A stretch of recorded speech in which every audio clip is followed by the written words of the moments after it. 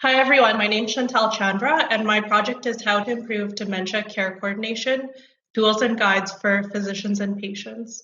So I did my project with Providence Healthcare. Before I get into my project, I'll just tell you a little bit about myself. So I've worked as a registered nurse for over 8 years. And the reason that I chose this project is because I've had a lot of clients with dementia and often they're undiagnosed, and because of my passion for public health.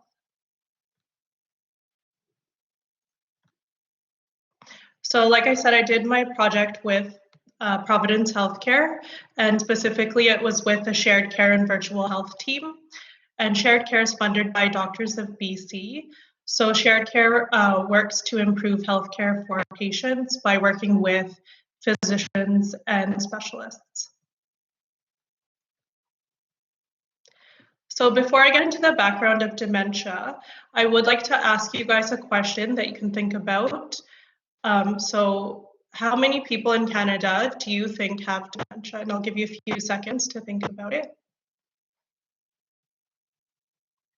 So there are 500,000 Canadians living with dementia, and 1 in 3 seniors dies from dementia each year. So obviously dementia is a huge issue in Canada and across the world. So this project focused on addressing the gap in dementia care coordination or communication between physicians, specialists, and patients. And this project focused on Vancouver's city centre and West End.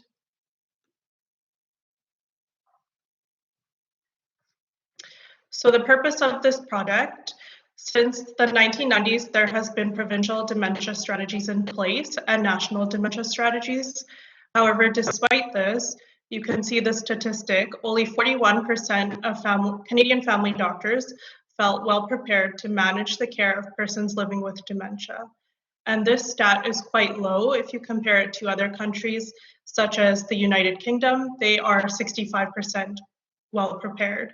We are doing better than our counterparts in the US, but still there is quite low.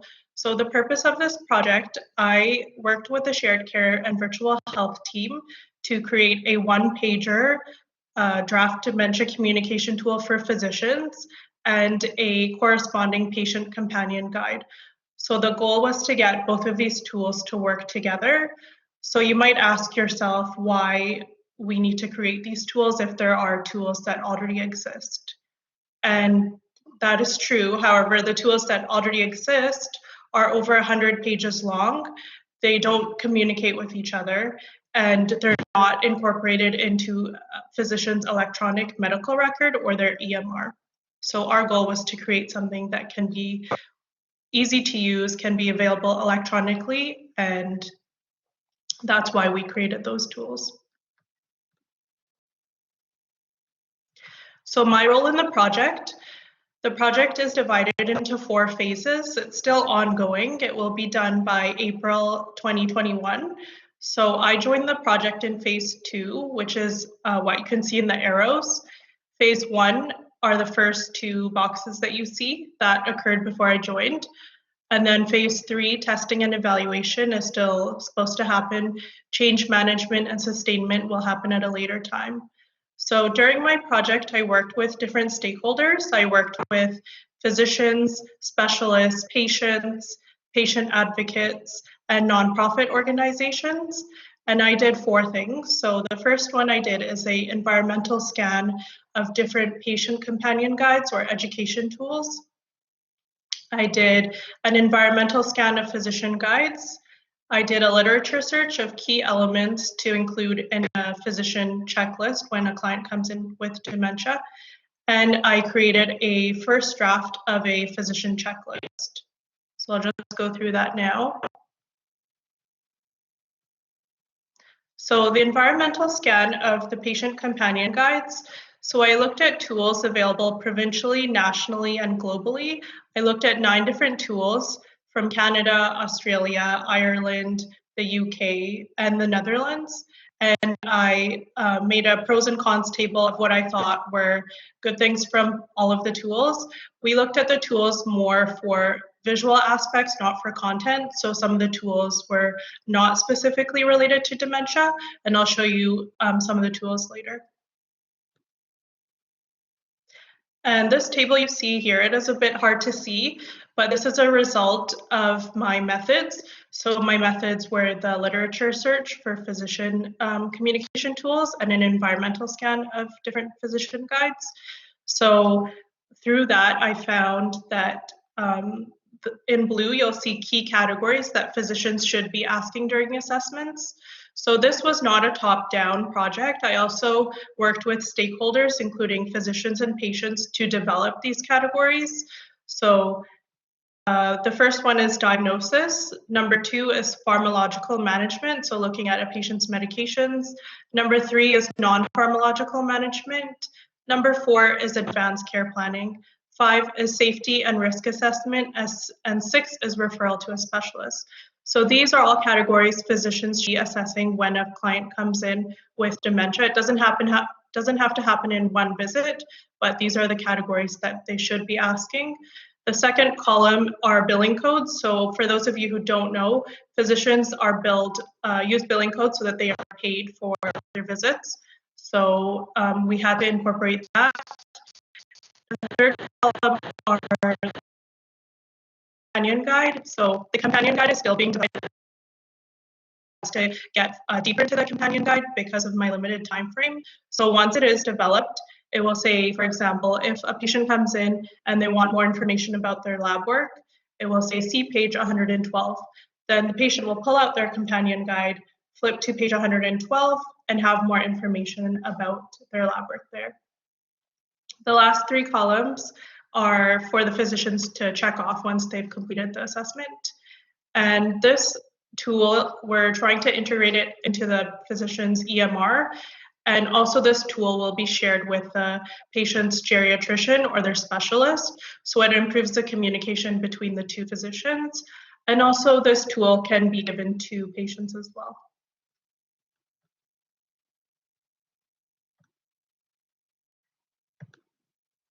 So the results of my literature search of the physician communication tools.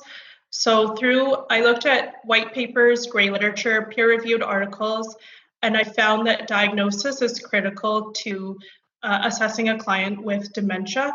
So that is included in the table I showed you. And diagnosis is important so that a patient can be ruled out for other diseases such as depression or delirium. Also through the literature, I found that assessment is important, and you'll see that in the table that I showed. I had an arrow.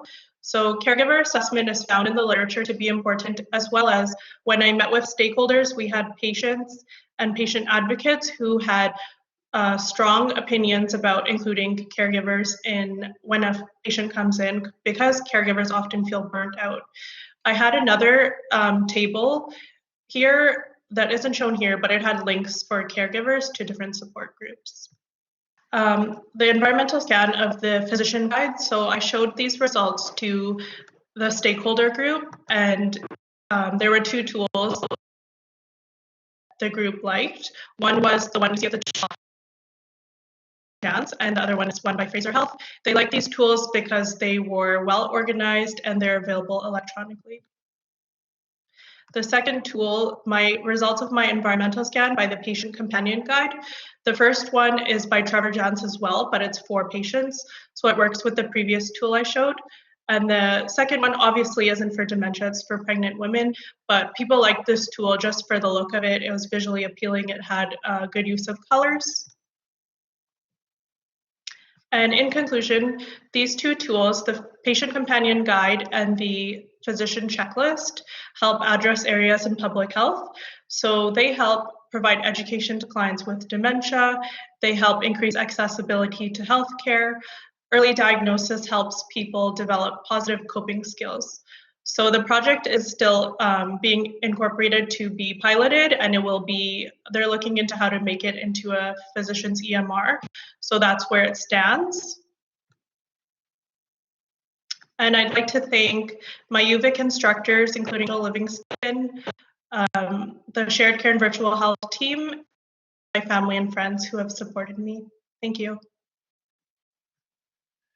Thank you so much, Chantelle. Another really fascinating topic and presentation. Are there any questions from the audience?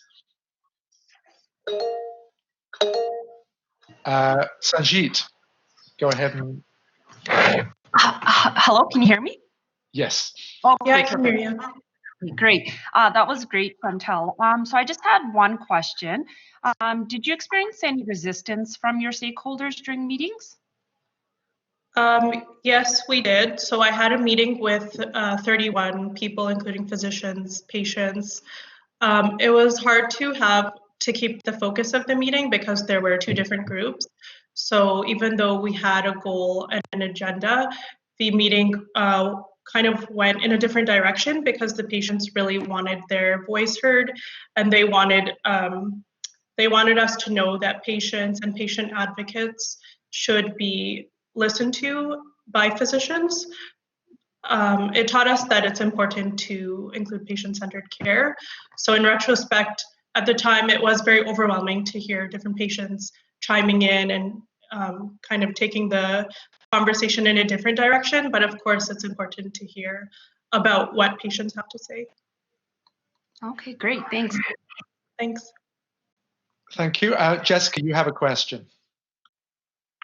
Hi, Chantelle. That was awesome. I was just wondering, did you face any challenges during this project other than the resistance? Yeah, good question. So because of the limited time frame that I had, I would have liked to dive more into the patient companion guide. So I didn't have a chance to do that. I just did the environmental scan. If I had more time, I would have looked into that more. Also, it's challenging to coordinate people's schedules because we had 31 stakeholders. They have to agree on a date and time. So that was another challenging aspect. Also, our project focused on Vancouver, and there wasn't a lot of literature on Vancouver specifically. It's more on Canada or the US more. So that was another challenge I faced. Excellent. Actually, I'm going to just throw in one question, and it'll be the last one session, and that is, I mean, it was quite shocking, these numbers that you talked about. Only 41% of physicians felt well prepared, which you can turn that around and say 59% felt unprepared. I'm just wondering, is that particular to dementia, or do you think there are other conditions, diseases, etc., where physicians feel unprepared? I think it could be related to other diseases too. So it was surprising to see that the physicians didn't even know about the tools that we showed them. And because I work as a nurse, I often I have to speak with physicians, and sometimes I think dementia is a bit more challenging because it doesn't have the same trajectory as, for example, someone with diabetes or congestive heart failure. So it could be more challenging with dementia. But I think there is most likely a gap for other things as well.